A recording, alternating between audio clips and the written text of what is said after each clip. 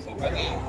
Hari ini 26 Disember 2025, 9.21 pagi. Tadi daripada rumah jam 8 pagi kita daripada rumah. So kami sebenarnya dalam perjalanan ke Lingau. Kami ikut jalan Bukit Manis. So inilah permulaan bukit ni. Bukit Manis lah. Lepas ni akan perjalanan mendaki semua sampai ni untuk melepasi Bukit Manis.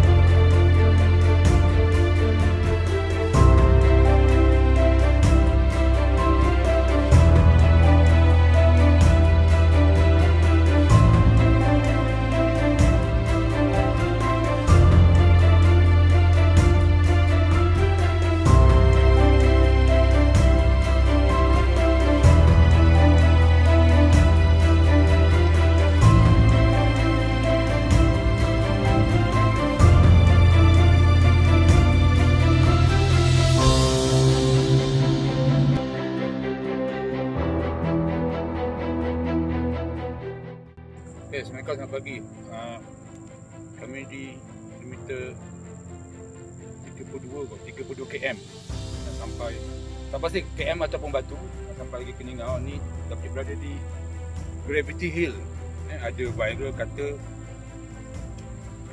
letak botol dia akan naik ke bukit, bukannya dia turun. So kalau tengok level ni, air ni nampaknya dia ke sana lah, maknanya dia cerun akan ke sana. Kalau macam ni, maknanya dia turun ke sana. Macam tadi saya kat turun ke sana. Maknanya betul lah. Tapi mungkin dia ada sedikit je lah, tak banyak. Sedikit je. Kalau tengok ni, dia dah mula turun ke sini. Okey, jalan ni lah. Dia dah mula turun ke sana.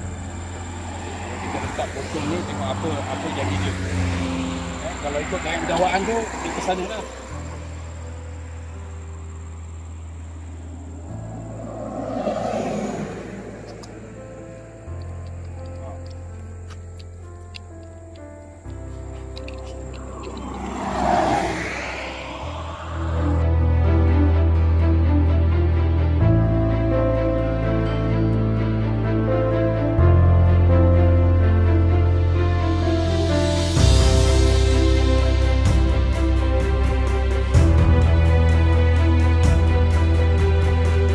Jalan raya Pak kereta.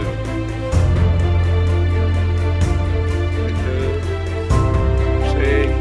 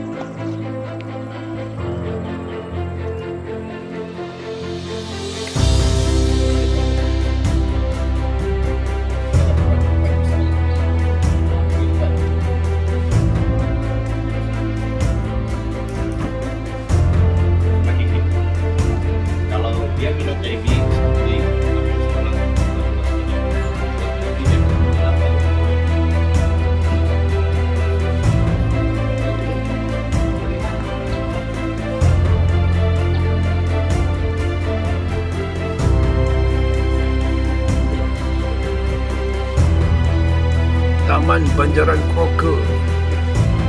Tenong, buat